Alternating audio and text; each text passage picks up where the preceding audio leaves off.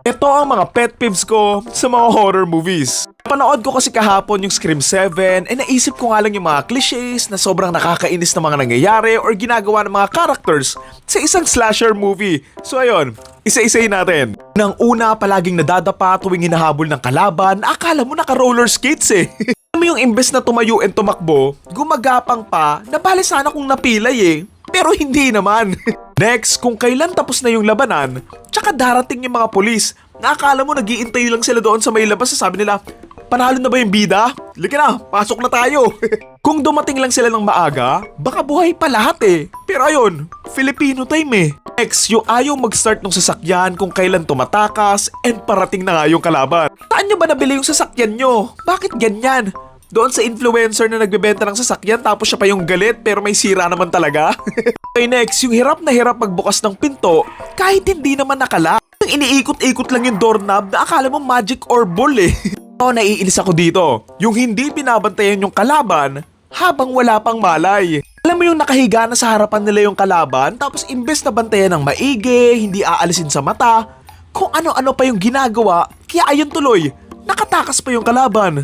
Speaking of wala nang malay yung kalaban, ang bisit na bisit pa ako dyan, yung nakatumba na nga yung kalaban, pero imbes na itegi na, wala, tinititigan lang talaga. Kampasin mo man lang ng bato yung ulo or ng baseball bat, diba? Layan mo man lang para for sure na hindi na makakabangon or makakatakbo ulit.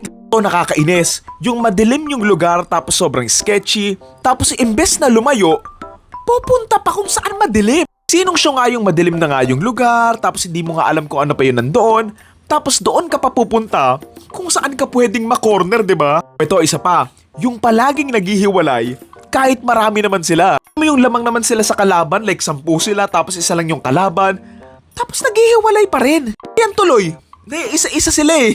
May mga goons sa action movies na imbes na sabay-sabay na aatake, pa isa-isa, ayan tuloy, nagulpi sila ni Ip Man. Next, yung may mga beng-beng or sandata na silang hawak, tapos biglang mabibitawan, kaya yun, nakuha pa ng kalaban. Kumbaga may alas ka na para manalo eh, tapos bibitawan mo pa, tapos iiyak ka ganun. Hindi ka naman si John Wick or si Ong Bak na magaling sa hand-to-hand combat eh. Next, yung kalaban na nagka-teleport kahit tumatakbo yung bida, tapos naglalakad lang siya. Shot pa dyan yung naglalakad lang yung kalaban, tapos yung bida nag-aalo yung Usain Bolt, tapos somehow, nahuli pa rin siya.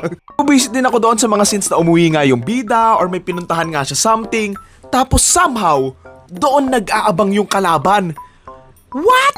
Like mapapaisip ka, paano siya nakapunta nakapagtago doon in the first place? Like, gaano siya katagal nag-iintay doon? Ano yun, nag-camp siya doon buong araw? Paano kung hindi umuwi or hindi pumunta doon yung aatakihin niya? Eh di ay ganun, sayang oras niya.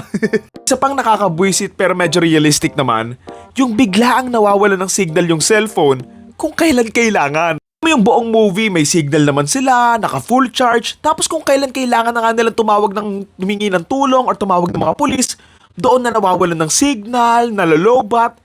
Hindi ba kayo nagcha-charge? Buong buhay kong may cellphone, bilang ko lang sa kamay ko, yung namatay yung cellphone ko dahil nalobat. So alam mo yun, mag-charge kasi kayo madalas eh. Kung nga 50 to 60% pa lang, nagcha-charge na ako eh. Ganon din gawin nyo.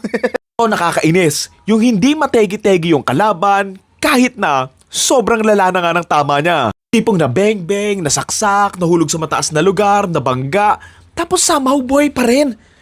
Ang lakas ng medical insurance mo niyan. Next, yung 2026 na yung horror movie pero somehow hindi na-videohan or nakukuhanan nga ng CCTV kung saan siya nagtatago, dumadaan, and somehow nakakatakas siya nang walang nakakakita sa kanya. Sa bawat sulok ngayon may CCTV or may camera na eh, tapos somehow hindi siya naispatan. Ano kasi flash?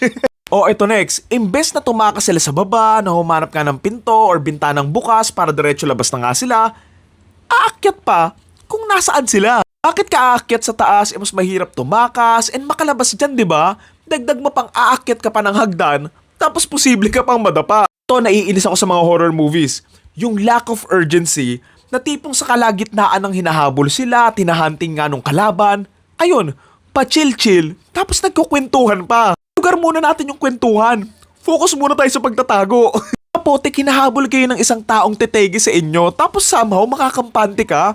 Kung ako siguro nandoon, baka hindi ako pumikit buong magdamag eh.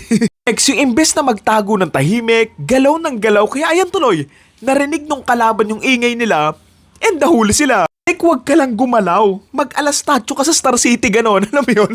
Para kang kiti-kiti, hindi ka mapakali. Gayahin mo si Pops kung ganito lang yung reaction mo kapag may humahabol sa'yo, hindi ka mahahanap eh. Okay, pinakalas, yung mga kasama nga nung bida na mga kesyo mga kamag-anak or kaibigan niya, nasasabihan niya na meron nga siyang nakita ganito ganyan, tapos hindi siya papaniwalaan. Like ako, if sasabihan ako ng partner ko na may nakita siyang ganito ganyan, maniniwala ako agad eh. Lockdown ko agad yung buong bahay na mala The Purge eh. Ayaw nilang magtiwala, ayan tuloy, tegi sila eh. So ayun lang naman yung mga pet peeves ko sa mga horror movies. Pasensya na kung medyo nababwisit ako kasi paulit-ulit na nangyayari eh. Ayun, kayo ba? Ano yung mga pet peeves nyo sa mga horror movies? Let me know. Siguro gawan ko rin to sa mga action movies, drama, mga ganun no. Pag-isipan ko, yun lang. Thank you.